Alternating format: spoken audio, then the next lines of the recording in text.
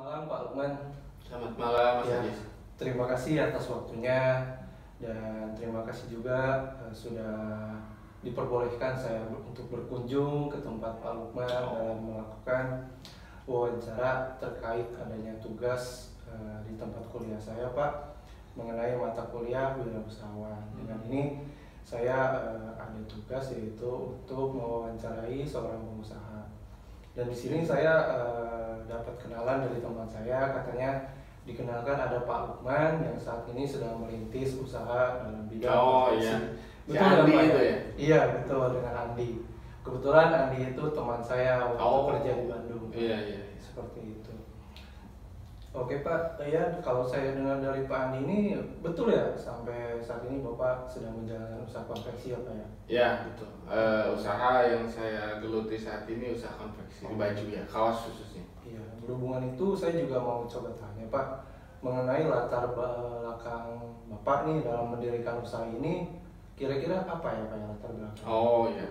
Jadi sebenarnya usaha konveksi ini memang usaha keluarga ya. Awalnya usaha keluarga memang saudara saya, ibu saya juga memang bergelut di bidang pakaian begitu. Iya. Dan saya mengembangkan usaha konveksi ini ke kaos. Iya. Ya, khususnya di sablonnya. Oh gitu ya. Ini berarti Bapak dalam menjalankan usaha ini Bapak sendiri dijalankan atau ada partner dari keluarga Bapak yang? Oh, kalau untuk usaha sendiri sih yang menjalankan saya pribadi. Karena untuk keluarga memang bidangnya beda ya. Kalau keluarga untuk konveksi seragam-seragam, kalau saya lebih ke kaos. Ke kaos ya. Betul, jadi memang yang handle saya sendiri.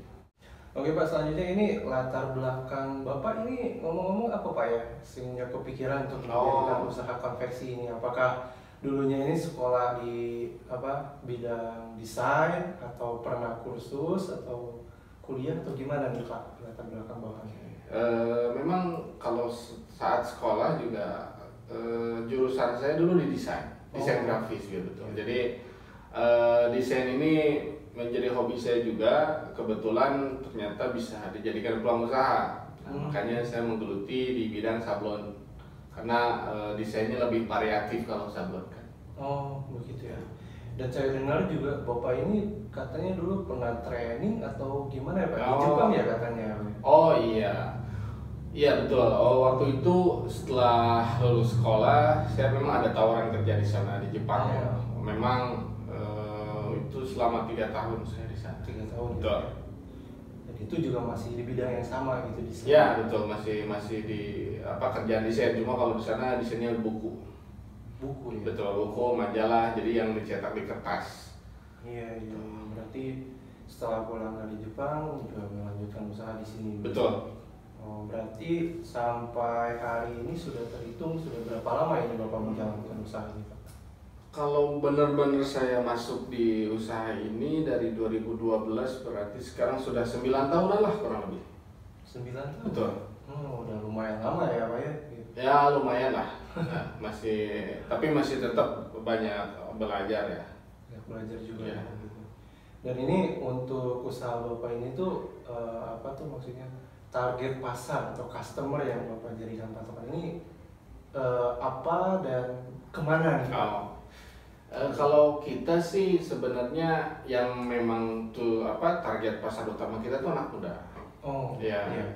Jadi seperti mereka yang punya komunitas di motor ataupun sekolah-sekolah gitu kan, biasanya mereka punya untuk desain kaos kelas lah, ataupun memang ada tawaran dari sekolah juga. Tuh. Ya. Jadi target pasar kita memang intinya untuk anak-anak muda lah.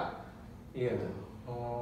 Dan itu yang paling banyak dapat order itu dari mana nih Pak?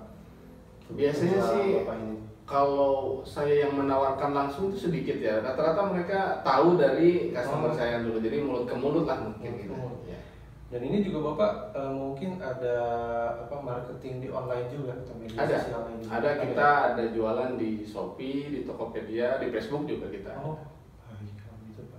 Dan ini kan tadi saya dengar Bapak pernah di Jepang juga ya Pak? Ya. Dan usaha Bapak ini sudah sampai diekspor ke Jepang juga Pak? Oh, kalau ke Jepang bukan ekspor ya, mungkin kalau ekspor kelihatannya besar skalanya gitu ya. Tapi kita pernah beberapa kali kirim untuk komunitas-komunitas orang Indonesia yang ada di Jepang sana. Oh. Ya, jadi ada permintaan untuk kirim kaos komunitas mereka gitu kan, misalkan 100-200 kayak gitu.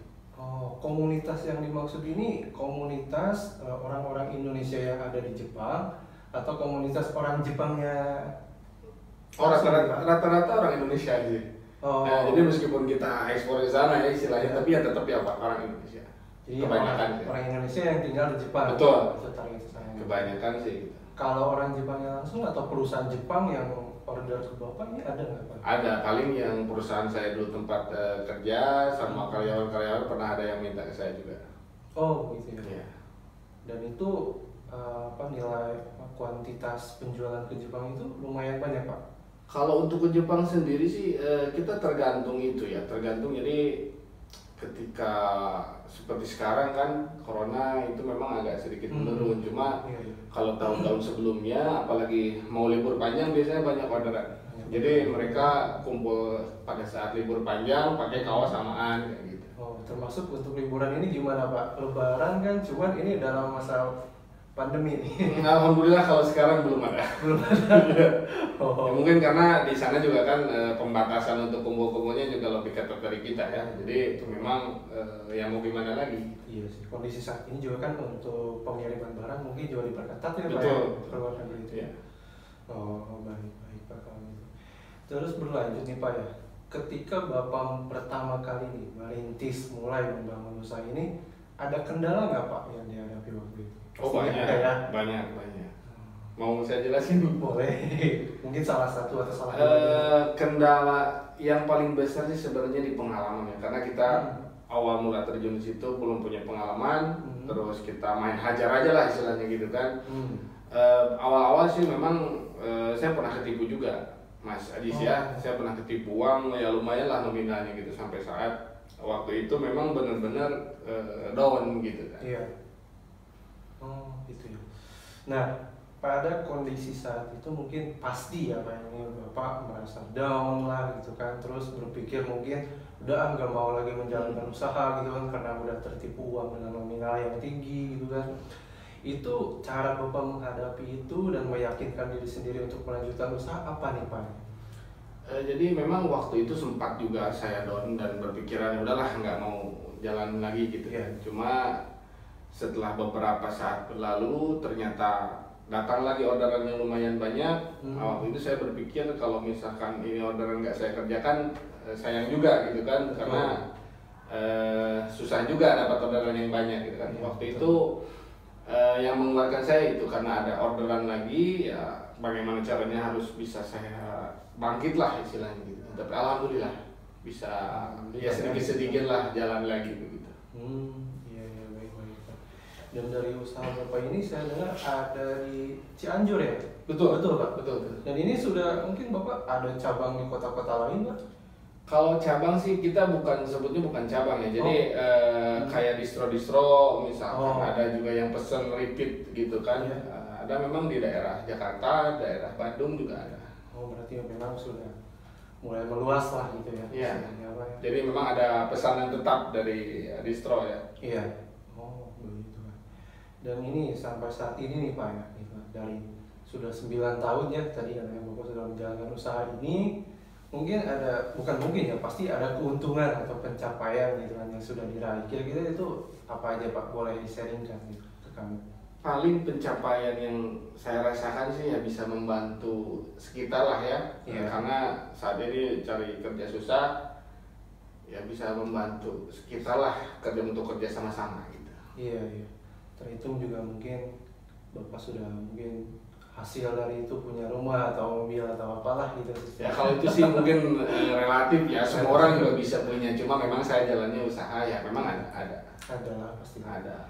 Belum lagi kan di usia Bapak kan yang terhitung masih muda ya, yang saya tahu gitu kan, mungkin kedepannya juga masih memungkinkan gitu kan untuk usahanya lebih berkembang lagi, lebih sukses lagi. Amin. Lebih lagi. Amin. Ya. Oke Pak, ini terakhir mungkin ya Pak, mungkin dari Bapak yang sudah menjalankan usaha dengan lancar, mungkin terbilangnya sukses lah gitulah.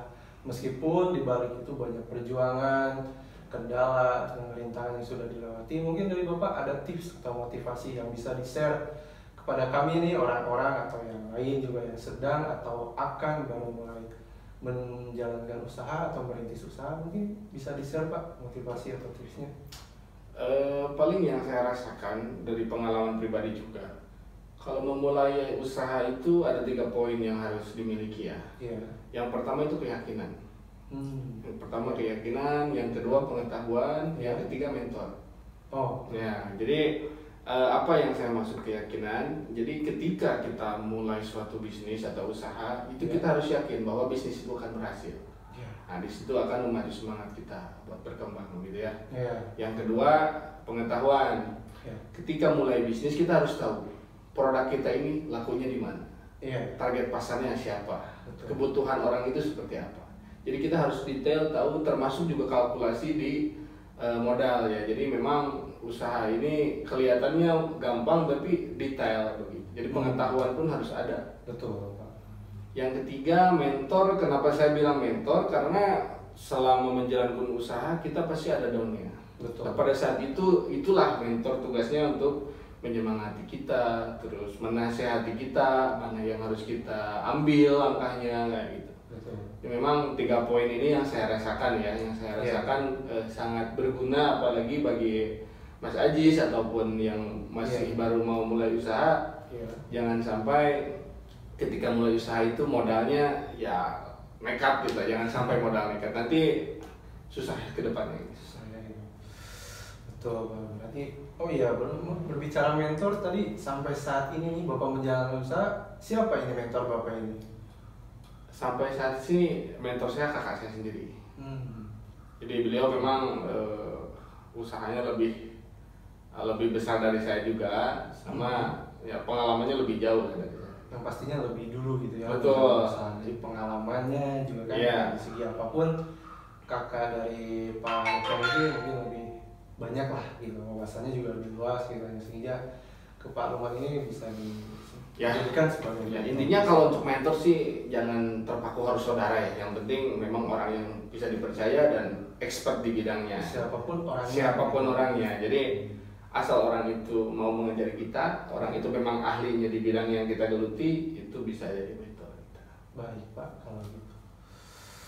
Oke Pak, terima kasih atas waktunya. Ini wawancaranya sangat bermanfaat sekali buat saya, begitupun juga buat orang-orang lain yang mungkin saat ini ada yang berencana untuk mulai merintis usaha atau yang saat ini sedang menjalankan usaha.